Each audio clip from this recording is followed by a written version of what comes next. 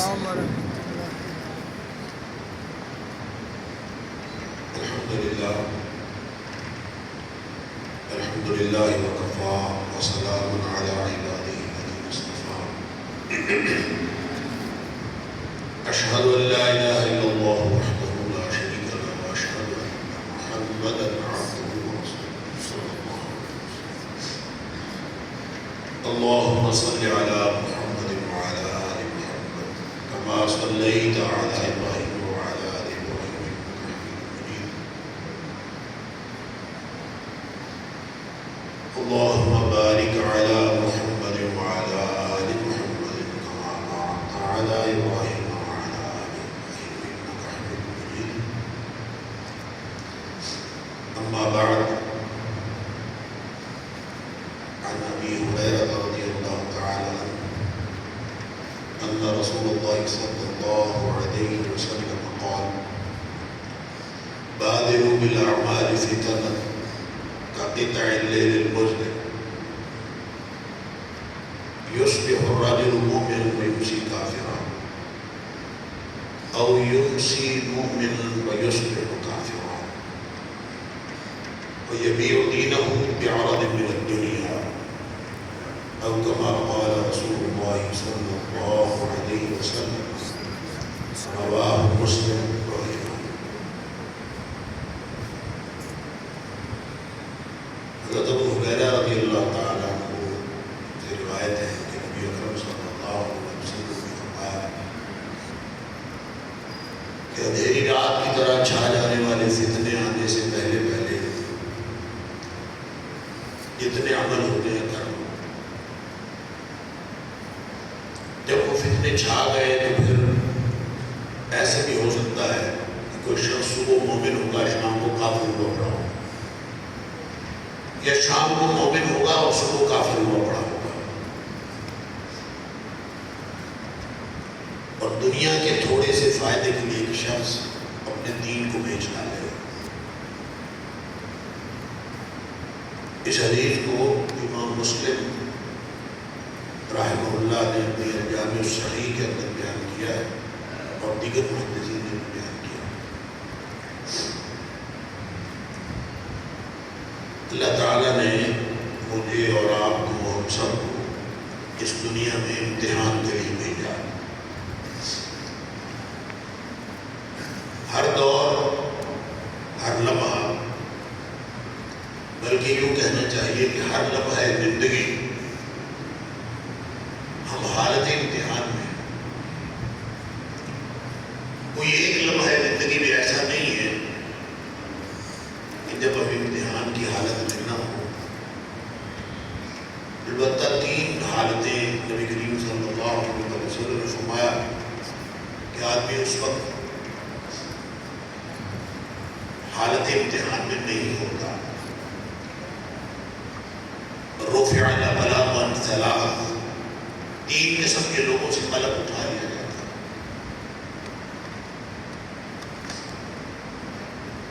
ایک تو چھوٹا بچہ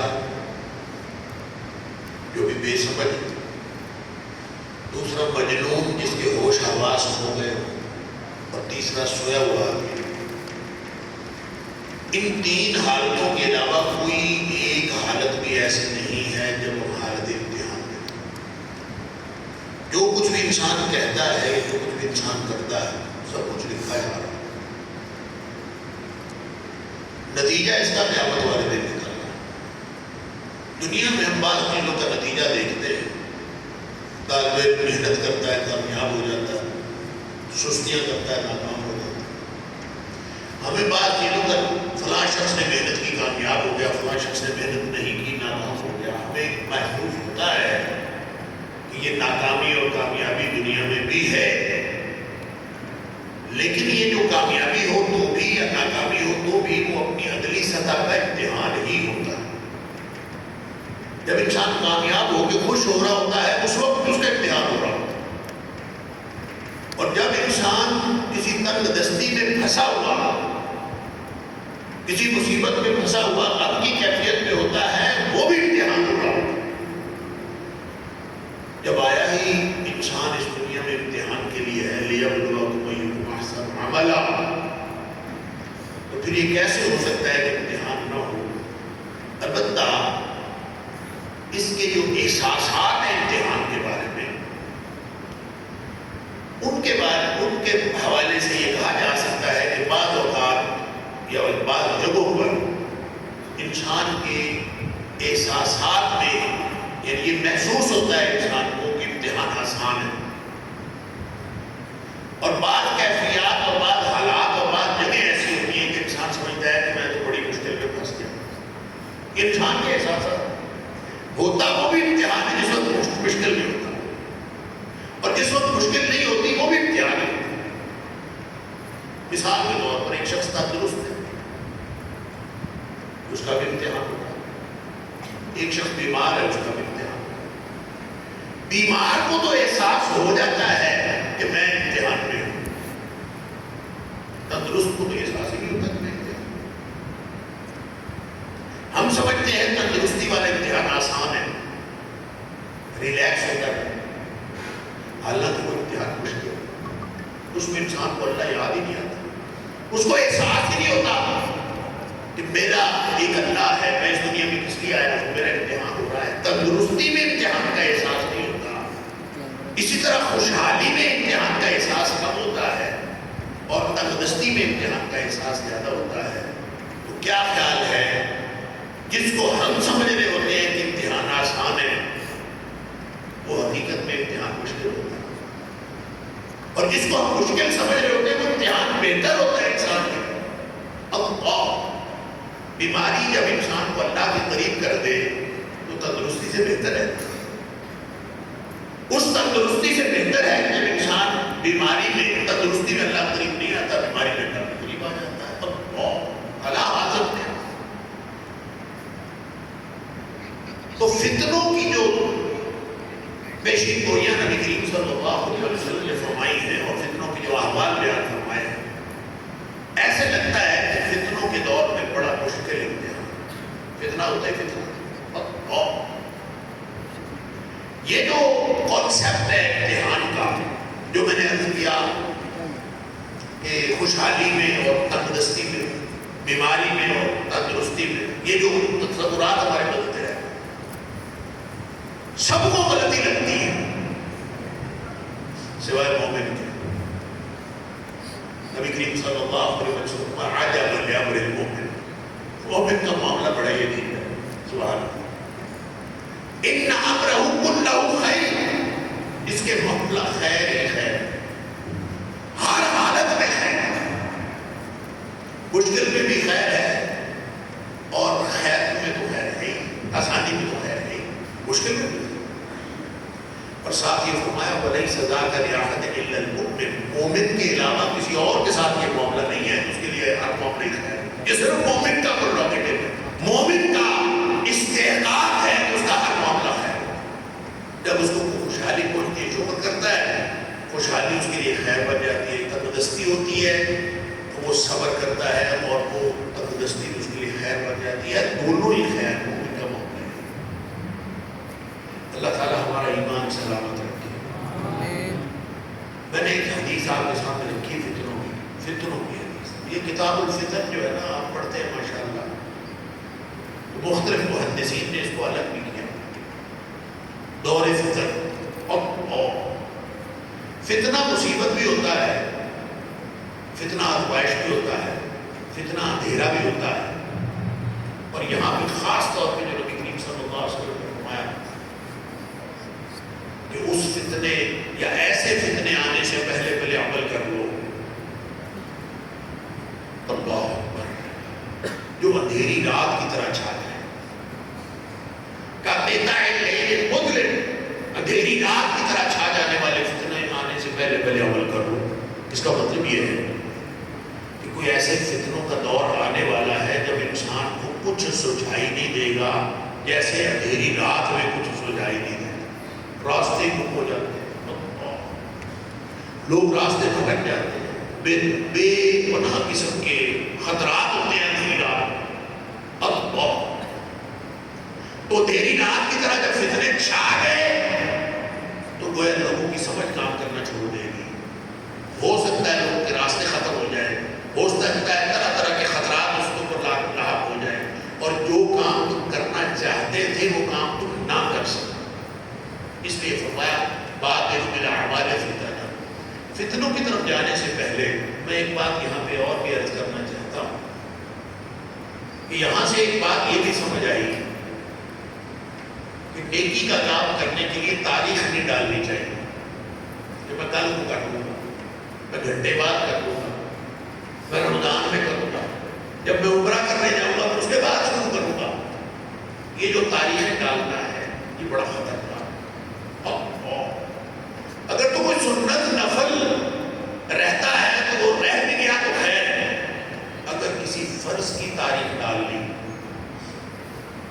اور وہ فرض رہ گیا، ہم نے کون سا اللہ سے سرٹیفکیٹ لیا ہوا ہے کہ ہم نے ابھی زندہ رہنا، اگلا لمحہ ہماری موت کا ہو سکتا ہے. بعض علماء سے لوگ مسئلہ پوچھتے ہیں نماز رہ جائے نا، کسی کی فرض نماز رہ جائے، ماشاء اللہ جو رہ گئی وہ کب پڑھے؟ کہتے کل والی جو کے ساتھ پڑھے، کل کو جو آ گئی اس کے ساتھ پڑھے. آج کے سر رہ گئی کل کے سر مسئلہ بتاتے ہیں. اب جو علماء یہ مسئلہ بتاتے ہیں ان سے پوچھو کہ کل اثر تک یا کل زور تک زندہ رہنا ہے، اس کی گارنٹی کس نے دی؟ کس نے آپ کو گارنٹی دی کہ کل تک زندہ رہنا ہے اور آج والی نماز آپ کل پڑھیں؟ یہ جو ممنوع اوقات ہے نا، ممنوع اوقات ہے، سورج طلوع کے وقت اور سورج غروب کے وقت اور زوال کے وقت نماز پڑھنے کے ممنوع اوقات. یہ جو ممنوع اوقات ہیں اللہ نے یہ بھی فرض کے لیے ممنوع نہیں کیے، یہ صرف نفلوں کے لیے اور سنتوں کے لیے ممنوع، فرضوں کے لیے منع نہیں ہے. نبی اکرم صلی اللہ علیہ وسلم نے فرمایا مومن کی نماز اگر رہ سکتی ہے تو صرف دو وجہ سے رہ سکتی ہے، یا تو سویا نہ رہے اس کو پتہ نہ چلے، یا پھر اس کو یاد نہ رہے، کسی کام میں ایسا مشغول ہو گیا کہ اس کو یاد ہی نہیں رہا کہ نماز پڑھنا. لہذا جب یاد آئے تو وہی وقت ہے نماز کا، اور جب جاگ آئے آنکھ کھلے تو وہی وقت ہے نماز کا. اللہ نبی کریم صلی اللہ علیہ وسلم کی حیات طیبہ میں مشغولیت کی وجہ سے بھی نماز لیٹ ہوئی، اور نبی کریم صلی اللہ علیہ وسلم کی حیات طیبہ میں سونے کی وجہ سے بھی نماز لیٹ ہوئی. لیکن اس کے بعد پھر آپ نے پڑھی، فوراً نماز پڑھی. تو اگر آپ کو آنکھ جب کھلتی ہے اور یاد جب آتا ہے اس کے بعد تاریخ ڈال دیں کہ کل کو نماز پڑھ لوں گا، آپ نے کون سا کل تک کا کوئی اللہ سے گارنٹی لی ہے کہ میں زندہ رہوں گا؟ اس لیے فرض نماز کے لیے ممنوع وقت بھی نہیں ہے. اس کی دلیل یہ ہے کہ نبی کریم صلی اللہ علیہ وسلم نے فرمایا جس شخص نے سورج غروب ہونے سے پہلے ایک رکعت پا لی اس نے اثر پا لی. سورج غروب ہونے سے پہلے ایک رکعت پا لی اس نے اثر پا لی، تو باقی 3 رکعتیں تو غروب ہونے میں غروب ہونے کے دوران تھی نا، کوئی جن کو ممنوع وقت کہتے. اسی لیے آپ نے فرمایا، اسی طرح آپ نے فرمایا جس شخص نے فجر کی ایک رکعت سورج طلوع ہونے سے پہلے پا لی اس نے فجر بھی پا لی. اس کا مطلب ہے دوسری رکعت تو سورج غروب طلوع ہونے کے دوران ہے. تو سورج غروب ہو رہا ہو یا سورج طلوع ہو رہا ہو، فرض نماز کے لیے کوئی وقت نہیں ہے. کیوں؟ اس لیے کہ ہم فرض نماز کی تاریخ ڈال نہیں سکتے. فرض کے لیے ہم کوئی وقت کی رائے کر نہیں سکتے کہ پتہ نہیں اگلا لمحہ میں میسر آنا کہ نہیں آنا. ہو سکتا ہے اگلے لمحے ہماری موت واقع ہو جائے تو اللہ کو کیا جواب دے کہ ہمیں نماز کیوں نہیں پڑھی. لہذا فرض کے لیے کوئی ممنوع وقت نہیں ہے. تو بادروا بالاعمال فتنا کقطع اللیل المظلم، اندھیری رات کی طرح چھا جانے والے فتنے آنے سے پہلے پہلے عمل کر لو جتنے کر لو. جب وہ فتنے چھا گئے تو عمل مشکل ہو جائے، پھر ہو سکتا ہے عمل کرنے کی توفیق ہی نہ رہی، حالات ہی نہ رہی، کوئی ایسی مصیبت پڑ جائے کہ آدمی عمل ہی نہ کر سکے. لہذا فوراً عمل کرو، اور جتنی نیکی کا اللہ نے موقع دیا ہو سبحان اللہ اس پر اللہ کا شکر کرنا چاہیے. یہ جو دین کا کام ہے نا، ماشاءاللہ قاری ادریس صاحب اللہ تعالیٰ ان کے سارے دین کے کاموں میں برکت عطا فرمائے، اور جتنے بھی لوگ دین کا کام کر رہے ہیں اللہ تعالیٰ سب کے کاموں میں برکت عطا فرمائے، اخلاص کی عطا فرمائے۔ اور دین کا کام لوگ کہتے ہیں میں نے یہ کر لیا، میں نے وہ کر لیا، میں نے فلاں کام کر لیا، جس سے اللہ دین کا کام لے لے اس کو اللہ کا شکر ادا کرنا چاہیے کہ اللہ نے میرے سے دین کا کام لے لیا۔ یہ اللہ کی توفیق ہوتی ہے، یہ اللہ کا انتخاب ہوتا ہے کہ اللہ نے کس سے دین کا کام لیا۔ موقع سب کو ملتا ہے، وہ موقع اویل کرنے والے کوئی تھوڑے لوگ ہوتے ہیں، اب تو ہر وقت لائن اپ ہو رہا ہے، لمحہ لمحہ ہماری پوری زندگی لائن اپ ہو رہا ہے، دو ہی پارٹیاں ہیں، دو گروپ ہیں، ایک حزب اللہ ہے، ایک حزب شیطان ہے۔ لمحہ لمحہ ہماری زندگی میں یہ امتحان ہو رہا ہے کہ آپ اللہ کی فوج کے سپاہی ہیں یا آپ شیطان کی فوج کے سپاہی ہیں۔ یہ ہر وقت جاری ہے، ہر وقت امتحان ہے۔ لہذا اگر کوئی موقع نیکی کا ملے تو اس کو سوچتے ہوئے ضائع نہ کریں، فوراً بادر من اعمال فتن کرتے چاہے۔ ایک پہلو اس حدیث کا یہ ہے کہ نیکی کرنے کے لیے کبھی تاریخ نہیں ڈالیں۔ جو لمحہ اس وقت آپ کے ہاتھ میں ہے بس وہی لمحہ ہے، اگر آپ نے تھوڑی سی تاخیر کر دی تو یہ ماضی کے تجربوں میں گم ہو جائے گا، بس ختم، آپ کے ہاتھ سے نکل گیا۔ ایک یونانی فلسفی ہے ہیراکلیتوس، اس نے اس وقت کو اور بدلتی ہوئی دنیا کو پہاڑی ندی کے پانی کے ساتھ مثال دی۔ کہتا ہے ایسے سمجھو کہ آپ پہاڑ سے نکلنے والی ندی کو تیز پانی جس کا ہوتا ہے، آپ اس کے سامنے کھڑے اور جو پانی اس وقت آپ کے سامنے سے گزر رہا ہے اس سے فائدہ اٹھانے کا یہی لمحہ ہے آپ کے پاس۔ اگر اس لمحے آپ نے تھوڑی سی تاخیر کر دی، ذرا سی تاخیر کی تو یہ پانی تو گیا اور یہ ماضی کا حصہ بن گیا، بس وہ نیچے گیا، دوبارہ آپ کبھی اس پانی سے فائدہ اٹھا سکتے ہیں۔ اس قدر بدلتی ہوئی دنیا، اس قدر بدلتے ہوئے لمحات، یہ وقت اتنی تیزی سے جا رہا ہے کہ اپنے ہاتھ سے گزرتا ہے۔ نبی کریم صلی اللہ علیہ وسلم نے ایک کو فتنوں سے خبردار کیا تو عمل کی طرف توجہ دلائی کہ فتنے جو ہیں، فتنے کرتے رہنا میرا فتنہ ہے۔ کیونکہ میں تو ایک دن کسی جگہ پر گفتگو کرنا تھا تو اللہ نے میرے منہ سے یہ فکرہ نکلوایا کہ فتنے کے دور میں فتنے کی بات کرنا بھی فتنے سے خالی نہیں ہے، فتنے اور آج کے دور میں جتنے فتنے ہیں اللہ تعالیٰ معاف کرے۔ مجھے نہیں پتا کہ اندھیری رات چھا گئی ہے کہ ابھی اور چھانے والی ہے، یہ اللہ کو معلوم۔ ہم وقت کا تعین نہیں کر سکتے، ہم حتمی تعین نہیں کر سکتے کہ نبی کریم صلی اللہ علیہ وسلم نے اسپیسیفکلی آج کے دور میں فرمایا تھا یا آج کے بعد آنے والے دور کے بارے میں فرمایا تھا یا آج سے پہلے دور کے بارے میں فرمایا تھا۔ نبی کریم صلی اللہ علیہ وسلم کا فرمان کسی ایک جگہ بھی فٹ آ سکتا ہے، ایک سے زیادہ جگہ بھی فٹ آ سکتا ہے۔ لہٰذا کی بات کرنی چاہیے۔ ہمارے حالات ایسے ہی نہیں ہو گئے کہ ہر طرف اندھیری رات ہے، کچھ سجھائی نہیں دے گا۔ لوگ کہتے ہیں پتہ نہیں اللہ کیڑے کما چلا گیا، سنیں نا، پتہ نہیں اللہ کیڑے کما چلا گیا۔ کفر کا جملہ ہے، کفر کا، کہ پتہ نہیں اللہ کیڑے کما چلا گیا، کیوں نہیں ہے، کیوں نہیں پتہ۔ اللہ کے رسول صلی اللہ علیہ وسلم نے ہر بات بتایا، اللہ جن کاموں میں راضی وہ بھی بتا دیے، جن سے ناراض وہ بھی بتا دیے۔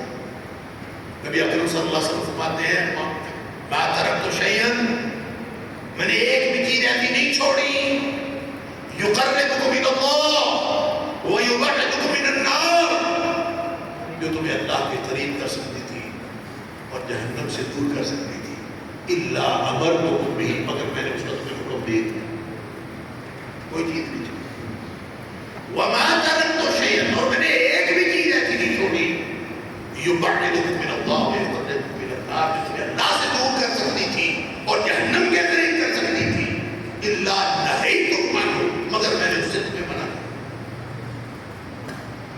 تو پھر یہ کہنا کہ پتہ نہیں اللہ کیڑے کماتے رہتا، یہ ایمان کے منافی جملہ ہے۔ اللہ جن کاموں پہ راضی ہے اپنے نبی پاک صلی اللہ علیہ وسلم کے ذریعے انہیں ساری بتا دی، یہ کام اللہ کو راضی کرنے کا۔ وما آتاکم الرسول فخذوہ، ہر وہ بات کو جو تمہیں دے دو لے لو، وہ اللہ کو راضی کرنے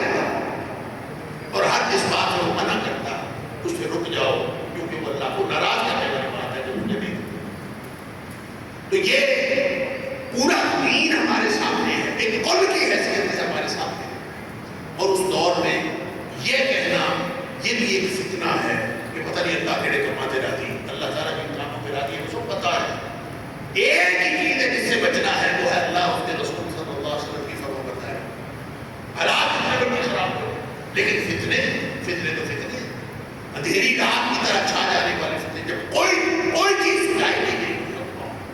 ایک دن نبی پاک صلی اللہ علیہ وسلم مدینے کے ٹیلوں میں سے کسی ٹیلے پہ سوار چڑھے اور 7 صحابہ بھی تھے.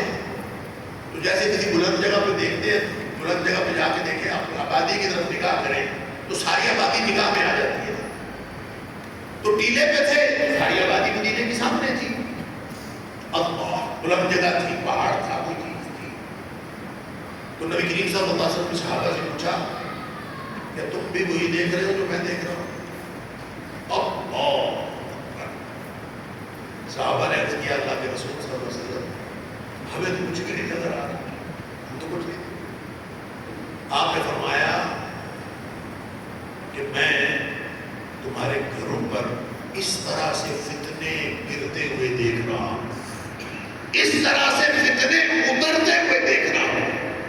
تو واقع القطر، جیسے بارش کے قطرے اترتے ہیں اس طرح پہ فتنے تمہارے گھروں پہ اترتے تھے. یعنی یہ بات نہیں کہ بارش جب شروع ہو جاتی ہے تو پھر کون دیکھتا ہے کتنے قطرے، وہ گر سکتا ہے. پھر وہ فتنے پہ فتنہ آئے گا اور اس قدر ہوں گے. اور ایک حدیث میں فرمایا کہ جب فتنے شروع ہوں گے تو جیسے تسبیح کا دھاگا ٹوٹ جاتا ہے، اور تسبیح کا دھاگا ٹوٹ جائے تو من کے گرنے شروع ہو جاتے ہیں، یہ کہ بات نہیں گرے اور بے شمار یوں گرتے جاتے ہیں. فرمایا اس طرح تمہارے اوپر فتنے ہیں کہ جس طرح تسبیح کے دانے گرنا شروع. اور جب فتنے آئیں گے تو گویا اندھیری رات چھا جائے گی، اور اندھیری رات چھا جائے گی تو پھر تمہیں کچھ سجھائی نہیں دے گا. یصبح الرجل مؤمن ویمسی کافرا. کبھی سوچا ہے جو مومن ہے سو اچھا بھلا مومن شام کو کافر کیسے ہو جائے گا؟ جو اچھا بھلا مومن شام کو ہے گھر جا کے اس کو کیا ہوگا کہ صبح تک کافر ہوا پڑا ہوگا؟ کیا ہو جائے گا؟ اللہ. اس پر محدثین کرام نے تو اپنی آراء دی ہیں اور تشریحات کی ہیں محدثین کرام نے کہ کیا ہوگا. اور اکثر محدثین کا خیال یہ ہے کہ فتنے کا دور ہوگا. اس فتنے کے دور میں لوگوں کی جان، مال اور عزت اس کو اپنے لیے حلال کر لیں گے، یوں کفر میں جانا ہے. یصبح الرجل، اس کو نکلا تھا نماز پڑھ کے، تسبیحاں کر کے، ذکر اذکار کر کے، پورا مومن تھا.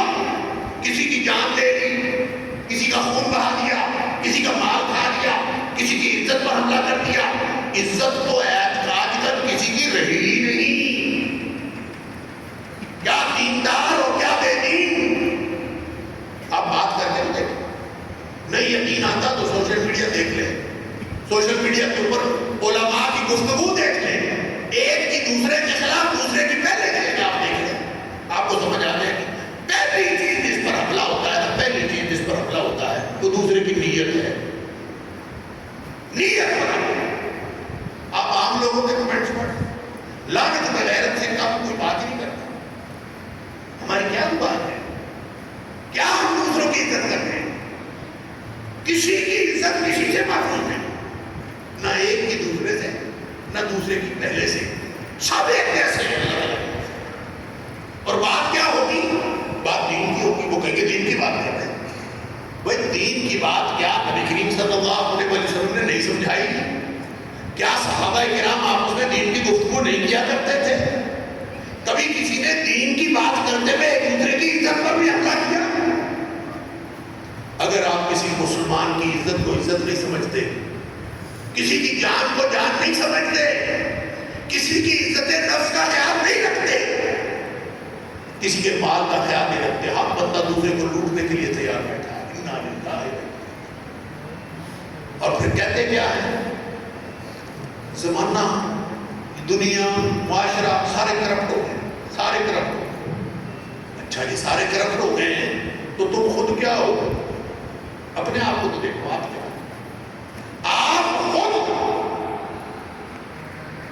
نفل چھوڑ کے ایک طرف رات کو کم کرے نا معاشرے میں سے ہر شخص اگر اپنی اصلاح نہیں کرتے لیکن نہیں، ہم ہیں دوسروں کی عزتوں پر نگاہ کرنے والے، ہم ہیں دوسروں کے مال پر نگاہ رکھنے والے، ہم ہیں دوسروں کی جان کا عدم تحفظ، اس کو عدم تحفظ کا شکار کرنے والے۔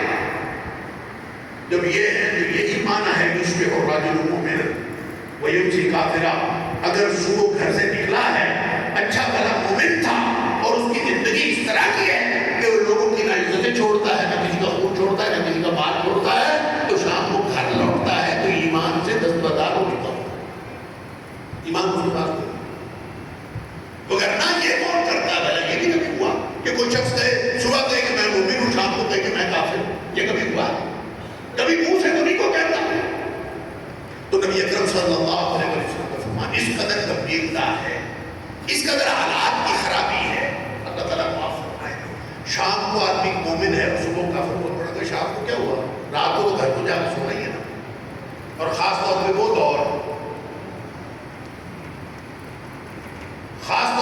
دور جب نبی کریم صلی اللہ علیہ وسلم نے یہ بات ارشاد فرمائی، اس دور میں تو لوگ عشاء کے بعد سو ہی جاتے تھے، بس سو جاتے تھے، صبح اٹھ جاتے تھے۔ سونے کے بعد یا سونے کے وقت کے دوران کیا ہوا کہ صبح اٹھنے تک کافر ہوا پڑا۔ تو کچھ حدیثیں کیونکہ نبی کریم صلی اللہ علیہ وسلم کے فرامین میں وہ ہر دور کے لیے، کسی ایک دور کے لیے نہیں، ہر دور۔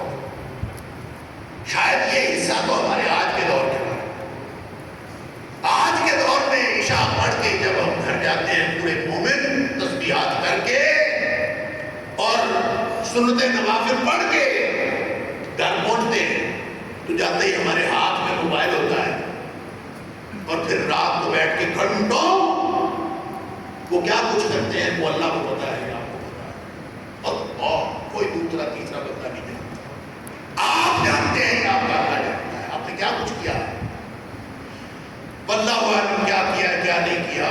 وہ دوسری حدیث جو ابن ماجہ میں ہے اور صحیح حدیث ہے، نبی کریم صلی اللہ علیہ وسلم نے فرمایا کہ قیامت والے دن میری امت کے کچھ لوگ ایسے آئیں گے جن کو میں جانتا ہوں،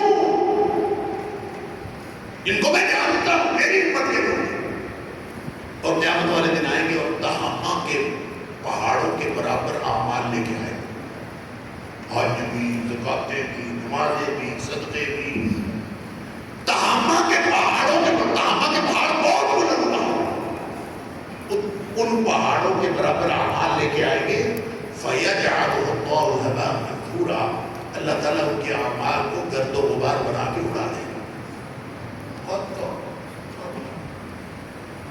صحابہ ڈر گئے، اللہ کے رسول صلی اللہ علیہ وسلم آپ ان کی نشانی بتا دیجئے تاکہ ہم ان میں سے نہ ہوں، ہم بچ جائیں۔ نبی کریم صلی اللہ علیہ وسلم فرمایا تمہاری طرح کے ہوں گے، تمہاری جیسی شکلیں اور تمہارے جیسے اعمال، اعمال بھی تمہارے جیسے، یعنی مسجد کے نمازی ہوں گے، صف اول کے نمازی، اللہ، لیکن حالات ان کے یہ ہوں گے اذا خلوا بمحارم اللہ انتہکوها، جب کبھی تنہائی میں ہوں گے تو اللہ کی حرمتیں پامال کریں، تنہائیاں پاک نہیں، مجلس تو پاک ہے، تنہائی پاک ہے۔ اللہ نے نظام بھی عجیب بنایا ہے، اکیلا بندہ جو مرضی کرے اللہ سب چھپا لیتا ہے، اور نیکی، پہلی نیکی جو اولین نیکی فرض ہوتی ہے اسلام لانے کے بعد وہ نماز پڑھنا ہے، تو نماز پڑھنے کے لیے کہتا ہے مسجد جاؤ تاکہ ساری دنیا دیکھے نماز پڑھنا، نیکی سب کو دکھا دیتا ہے، اور جو گھر میں کچھ کر کے آیا ہے وہ کسی کو نہیں دکھاتا، یہ اللہ کا نظام ہے، وہ غفور الرحیم ہے، وہ ستار العیوب ہے، وہ چھپانے والا ہے، چھپا لیتا ہے، وہ حیا والا ہے، لیکن ادھر حیا نہیں دی، اللہ تعالیٰ معاف کرے۔ اگر نیکی کرنی ہے تو وہ کرو، یہ جو مسجد میں نمازیں پڑھنی ہے کچھ کر نہیں سکتے نا، نماز اس نے نظام ہی ایسا بنایا پڑھنی مسجد میں، لیکن دھیان توجہ یہ نہ رہے کہ لوگ مجھے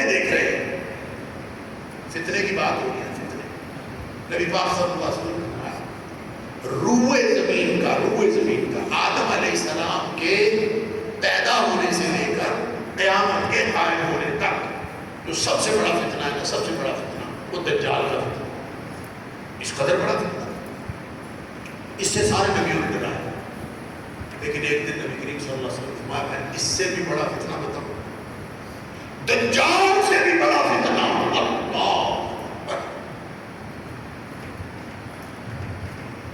یعنی سوچے تو صحیح، آدم علیہ السلام کی پیدائش سے لے کر قیامت کے نبوت ہونے تک سب سے بڑا فتنہ دجال کا فتنہ، ہر نبی نے اس فتنے سے ڈرا ہے، اور نبی پاک صلی اللہ علیہ وسلم ہمارے میں اس سے بھی بڑا فتنہ تمہیں بتاؤں۔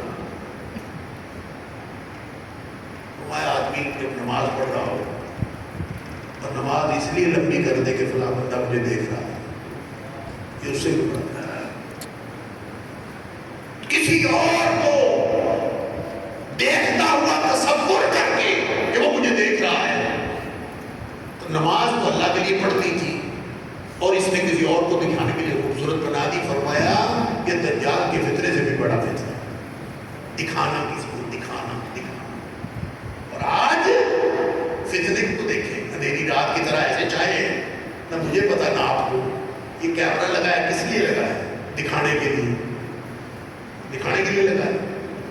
نیکی بھی دکھائی جا رہی ہے، نماز بھی دکھائی جا رہی ہے، تقریر بھی دکھائی جا رہی ہے، تراویح بھی دکھائی جا رہی ہے، روزے کی افطاری بھی دکھائی جا رہی ہے، کوئی نیکی رہ گئی؟ حج بھی، عمرہ بھی، سب عمرے کے لیے جا رہا ہوں اللہ سے دعا کریں، بلکہ یہ نہیں چوتھے عمرے کے لیے جا رہا ہوں اللہ سے دعا کریں، پانچویں حج کے لیے جا رہا ہوں اللہ سے دعا کریں۔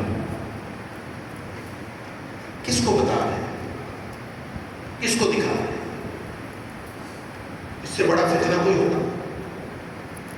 مجھے تو ایسے لگتا ہے کہ آج کے فتنے کے دور میں جب ہم مولویوں کو بھی کیمرے کی ضرورت پڑ گئی ہے اور ہر بندہ کہتا ہے مجھے سنو، یوٹیوب چینل ہر ایک کو بناؤ، اللہ میرا یوٹیوب چینل لائک کرو، سبسکرائب کرو، گھنٹی کا بٹن دباؤ، فلاں کرو، اور بندہ دبائی سنتا ہوں۔ ایک حدیث میں آتا ہے نبی صلی اللہ علیہ وسلم ان من اقتراب الساعہ، آپ نے فرمایا قرب قیامت کی باتوں میں سے یہ بات بھی ہے ان تودع الاخیار وترفع الاشرار، جو اچھے لوگ ہوں گے نا وہ معاشرے میں نکو بنا دیے جائیں گے، چھوٹے بنا، اور جو برے لوگ ہوں گے ان کو اوپر کر دیا جائے گا۔ معاشرے میں سارے اہم مقامات برے لوگوں کے پاس، اچھے لوگ نیچے، برے لوگ اوپر۔ اللہ اکبر، یہ جو برے لوگ اوپر ہیں ان میں سے صرف عہدے دار نہیں ہیں، صرف یہ نہیں کہ حکومتی عہدے دار جو ہوتا ہے اس کے بارے میں تو الگ حدیث بھی ہے، آپ بڑی مشہور حدیث آپ سب نے سن رکھی کہ ایک بدو آیا تھا، نبی پاک صلی اللہ علیہ وسلم تقریر فرما رہے تھے تو اس نے آ کے پوچھا متی الساعہ یا رسول اللہ، اللہ کے رسول قیامت کب آئے؟ آپ کیونکہ گفتگو فرما رہے تھے صحابہ کے ساتھ، لہذا آپ نے اس کی بات کا کوئی جواب نہیں دیا۔ نبی کریم صلی اللہ علیہ وسلم کی عادت نہیں ہوتی تھی کہ آپ سے کوئی گفتگو کرے، آپ اس کی طرف پوری توجہ سے اس کی بات نہ سنیں، یہ کبھی ہوتا ہی نہیں تھا۔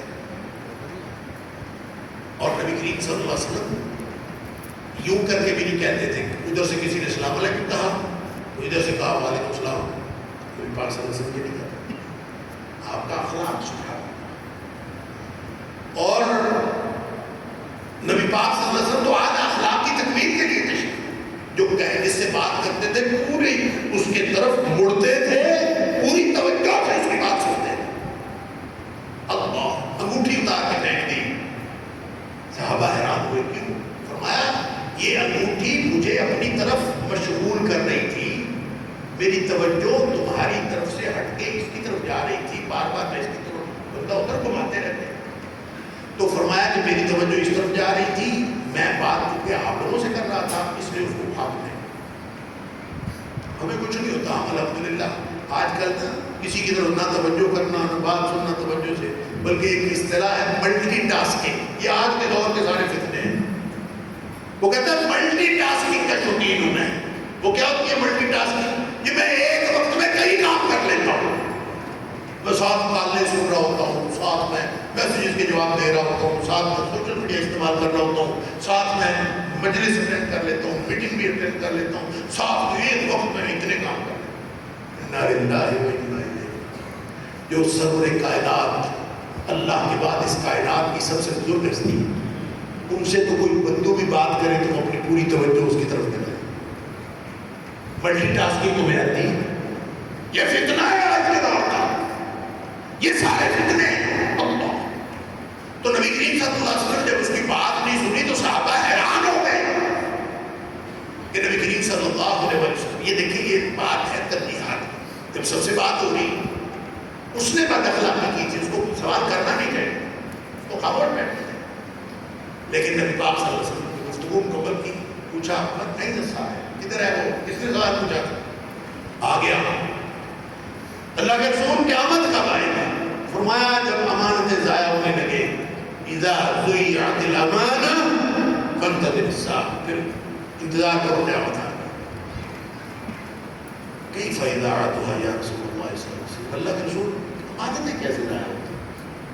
ویسے تو امانت اللہ، میں بات درس کرتا ہوں، امانتیں کیسے ضائع ہوتی ہیں؟ فرمایا اذا وسد له الى غیر اہلہ، امانتیں اور امانتیں ضائع ہونے کے بہت سارے تصورات ہیں، بہت ساری چیز۔ امانت اصل میں کہا جاتا ہے ہر اس چیز کو امانت کہا جاتا ہے جو کسی کے بھروسے پر اس کو دے دی جائے، کسی پر بھروسہ کر کے اس کو دے دی جائے، کسی کی صلاحیت پر بھروسہ کر کے اس کو عہدہ دے دیا جائے، یہ امانت۔ کسی کو پیسے پکڑا دیے، اس کی دیانت پر بھروسہ کر کے، یہ بھی امانت۔ امانتیں ضائع ہونے لگے تو سمجھو قیامت ہے۔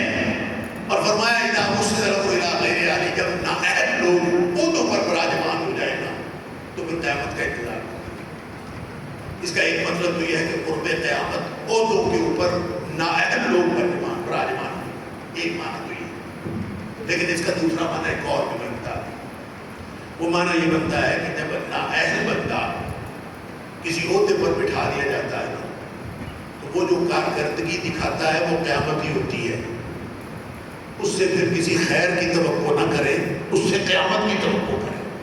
اذا وسد الامر الى غیر اہلہ فانتظر الساعہ، پھر قیامت کا انتظار کرے، یعنی وہ جو کچھ کرے گا وہ بھی قیامت ہی ہوگی۔ بندر کے ہاتھ میں چھری پکڑا دے، وہ پھر چھری کے ساتھ جو کچھ کرے گا لوگوں کو زخمی کرے گا، قیامت ہی ڈھائے گا۔ لہذا ایک تو اس کا معنی ہے توزع الاشیاء وترفع الاشرار، کہ شریر لوگ جو ہیں ان پر کر دیے جائیں گے، اور جو بہترین لوگ ہیں، معاشرے کے بہترین لوگ، ان کو نیچے کر دیا جائے گا۔ اس کا ایک معنی تو یہ ہے کہ عہدے دینا، دوسرا معنی ہے عزت کرنا۔ معاشرے میں آج عزت کس کی ہے؟ اور بھی بیچارہ تو معاشرے میں وہ کہتے ہیں تو اس دنیا کا وقت ہے کوئی نہیں ہے، تو پتہ نہیں کسی اور دنیا کا دین والا۔ نبی اکرم صلی اللہ علیہ وسلم فرمایا تھا بدا الاسلام غریبا وسیعود غریبا، اسلام جب آیا تھا نا تب بھی معاشرے میں فٹ نہیں ہوا تھا، مس فٹ تھا، اجنبی تھا۔ وسیعود غریبا، ایک وقت پھر آئے گا کہ معاشرے سے اسلام پھر اجنبی ہو گیا، اس کو کوئی پہچانے گا؟ اللہ۔ میں نے پہلے بھی عرض کیا، ہم یہ نہیں کہہ سکتے کہ آج وہ وقت آ گیا ہے، اللہ والا آیا ہے کہ آنے والا ہے، یہ اللہ کو معلوم ہے، اسلام پھر اجنبی ہے۔ اللہ بہرحال جو بات میں کہنا چاہ رہا تھا کہ عزتیں ان لوگوں کو ملتی ہیں، واللہ عالم فتنے کیا ہونے والے ہیں، میں مجھے لگتا ہے واللہ عالم کہ آج سے 5-7 سال بعد شاید یونیورسٹیاں بند ہو جائیں، یونیورسٹیاں کالج شاید بند ہو جائیں۔ اس کی وجہ یہ ہے کہ لوگ ڈگریاں لیتے تھے نوکریوں کے لیے، نوکریاں ملتی کوئی نہیں، اور جو ڈگریاں نہیں لیتا وہ ڈالر کماتا ہے، اور ڈالر کمانے کے لیے ڈگریاں لینے کی ضرورت ہی نہیں، چاہے آپ پرلے درجے کے ان پڑھ ہو، بس تھوڑا سا بے حیا ہونا چاہیے اور تھوڑا سا آپ کو بے باک ہونا چاہیے، تو آپ سوشل میڈیا پہ آئیں اور اپنی باتیں بتائیں لوگوں کو، اپنا جسم دکھائیں، اپنے گھر والے دکھائیں، کچھ دکھائیں، ڈالر کمائیں۔ تو صرف اتنا نہیں کہ آپ کے پاس پیسہ آئے گا، عزت بھی آپ کی پیسے کے ساتھ ہی ہوگی، حتیٰ کہ حکومت بھی جب کبھی بلاتی ہے جب طاقت اس کو بلاتی ہے، سوشل میڈیا انفلوئنسرز کو بلاتی ہے، عزت تو ان کی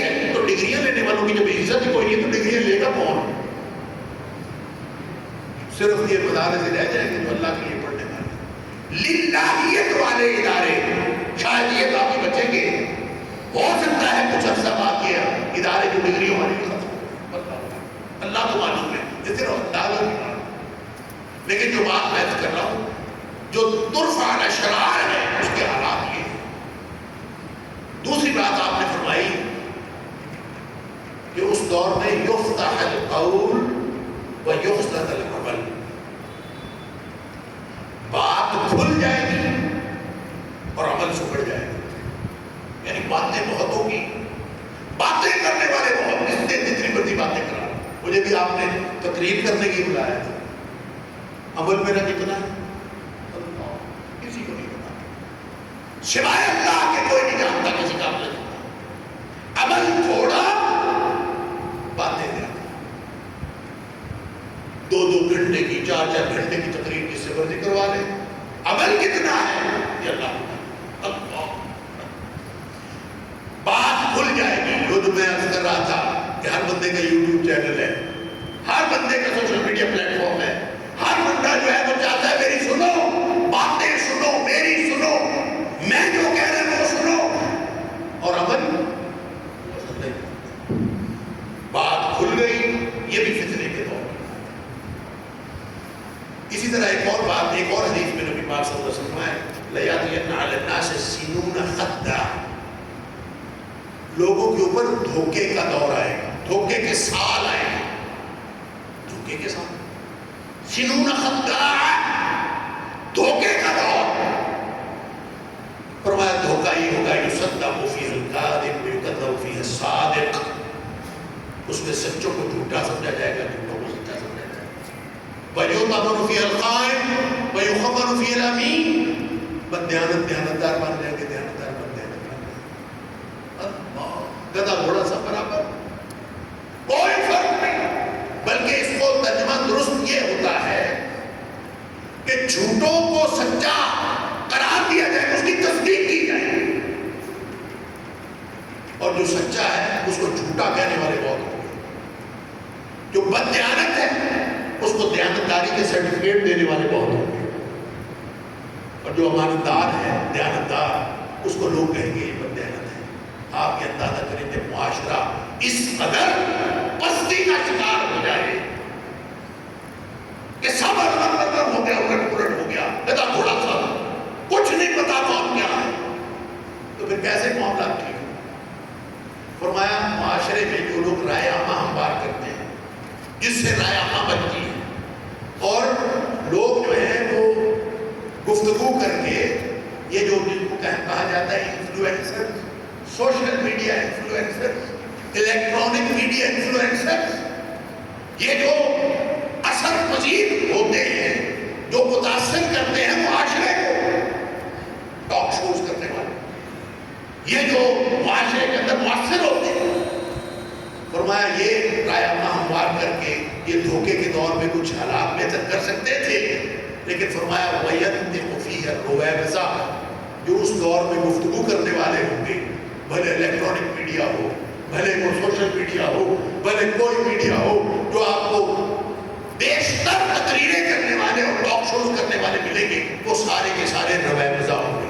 گویا کہ حالات ہی نہ بچے, حالات ہی نہ بچے کہ حالات ٹھیک کیسے ہوں گے, رائے ٹھیک کیسے ہوگی.